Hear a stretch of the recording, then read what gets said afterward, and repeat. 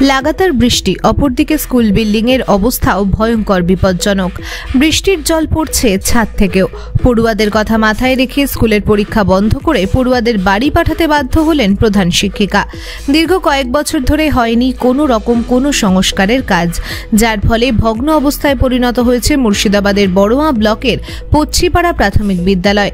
অপরদিকে গতকাল রাত থেকে লাগাতার বৃষ্টির ফলে বিল্ডিংয়ের ছাদ দিয়ে পড়ছে জল। যে কোনো সময় বড়সড় দুর্ঘটনার আশঙ্কাতে আতঙ্কে সময় কাটাচ্ছেন স্কুলের শিক্ষিকা থেকে অন্যান্যরাও। অপরদিকে গতকাল রাত থেকে লাগাতার বৃষ্টির ফলে জরাজীর্ণ অবস্থায় থাকা এই প্রাথমিক বিদ্যালয়ে পড়ুয়ারা আসলেও শিক্ষিকাকে বাধ্য হয়ে পড়ুয়াদের বাড়ি পাঠিয়ে দিতে হচ্ছে ছুটির কথা উল্লেখ করে। ওই স্কুলের প্রধান শিক্ষিকার দাবি, দীর্ঘ প্রায় 5 বছরের বেশি সময় ধরে স্কুলের কোনো রকম কোনো সংস্কারের কাজ হয়নি। বর্তমানে স্কুলের বিল্ডিংয়ের অবস্থা প্রচণ্ড ভয়াবহ। যে কোনো সময় পড়ুয়াদের প্রাণহানির পর্যন্ত আশঙ্কা থাকে। একাধিকবার এই সমস্ত কথা উচ্চপদস্থ মহলে জানানো হয়েছে, কিন্তু তারপরেও কোনো সুরাহা মিলছে না। বর্তমানে স্কুলের বারান্দা, ছাদ থেকে জল পড়ছে। ক্লাসরুমের ভিতর ছাদের অবস্থা ভালো না, যে কোনো সময় হুড়মুড়িয়ে ভেঙে পড়তে পারে। এই আশঙ্কাতেই একাধিকবার দরবারের পর একটি বড় হল ঘর নতুন করে নির্মাণ হলেও তা মাঝ রাস্তাতেই আটকে গেছে। প্রধান শিক্ষিকার দাবি, লোকসভা নির্বাচনের আগে এই হলঘরটি নির্মাণের কাজ শুরু হয়েছিল। 12 লক্ষ টাকা ব্যয়ে নির্মাণের কাজ শুরু হলেও ঘরটি ঢালাই হয়ে যাওয়ার পর স্থানীয় বড়োয়া ব্লকের বিডিও ঠিকাদারকে বরাদ্দ অর্থ থেকে 2 লক্ষ টাকা কমিয়ে দেয়। এই কারণে এই হলঘরটি অসম্পূর্ণ হয়েই রয়ে গেছে। আর বর্তমানে বর্ষা নামতেই স্কুলে প্রায় ক্লাস বন্ধ হওয়ার উপক্রম হয়েছে।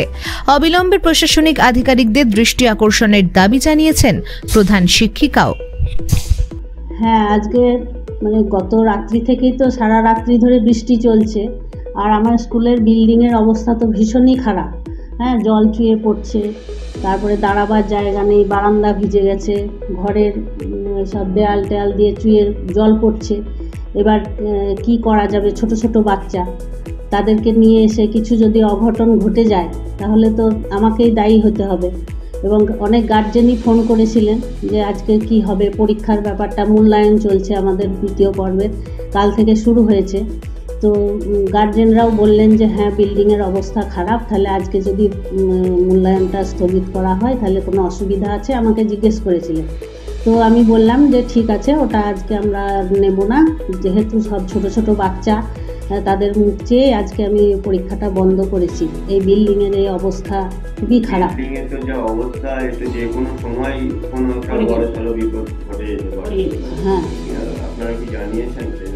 হ্যাঁ, অনেকবার জানিয়েছি।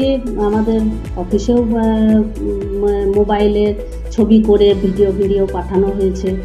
তারপরে পাশে একটা বিল্ডিং হচ্ছে, একটা রুম দিয়েছে, কিন্তু ভোটের আগে সেটা হলো, ঢালাই হলো, তারপরেও এখন আর কোনো কিছুই দেখছি না, অমনিভাবেই পড়ে আছে। ওই পাশের বিল্ডিংয়ে একটু থাকতে পারতাম বা ক্লাস করাতে পারতাম, কিন্তু সেটাও এখনো হয়নি। বিল্ডিংটা না,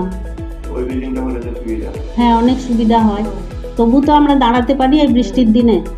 আর আমার পছিপাড়া গ্রামের ছেলে মেয়েদের অনেকটা হেঁটে আসতে হয় রাস্তা দিয়ে, পাকা রাস্তার রোডের ওপর দিয়ে। হ্যাঁ, এবার গার্জেনরাও ভয় করেন, গার্জেনরাও জিজ্ঞেস করেন। ঠিকাদারকে আমি ফোন করেছি যে এটা তো এখনো পড়ে আছে এরকম ভাবে, তো কি হবে? তো উনি যা বললেন আমি সেই কথাটাই বলছি। উনি বললেন যে আমাদের 10 লাখ টাকার একটা ছিল, এই 12 লাখ টাকার ছিল, কিন্তু আমাদেরকে বলছে যে 10 লাখ টাকায় ঘরটাকে সেরে দিতে হবে। তো আমরা এখন সেইটা নিয়ে এখন হয়ে আছে, আমরা সেই জন্য পারছি না, তাই বলছি। এখন যদি স্কুল এইভাবেই চলতে থাকে বর্ষার সময়, তাহলে যে কোনো সময় একটা বিপদ ঘটতেই পারে। হ্যাঁ, সেটাই তো, সেটা এইভাবে তো প্রত্যেকদিন বন্ধ রাখতে পারে না, না, অবশ্যই না। এবং আমি তার জন্য আগে চলে এসেছি যে যদিও কোনো বাচ্চারা এসে দাঁড়িয়ে থাকে বা কিছু হয় জলে বৃষ্টির মধ্যে ভেজে, তার জন্য আমি চলে এসেছি। আমার কুকের আমার দিদিরা চলে এসছেন। হ্যাঁ, আমরা এসেছি, আমাদের রীতিমতো আছি এখন। রান্নার লোক ছেলেরা এসেছিল, বৃষ্টি খুব, দাঁড়াবার জায়গা নেই, ঘুরে পালিয়ে গেল। আমরা এক ধারে বসে আছি, দুজনে বৃষ্টি পড়ছে বারান্দায়।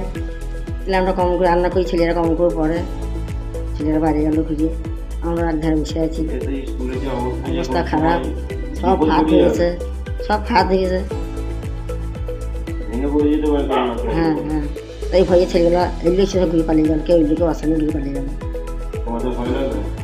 ভয় লাগে, আমি দিন ভয় লাগে থাকতে, বাইরে বাইরে বসে আছি সব।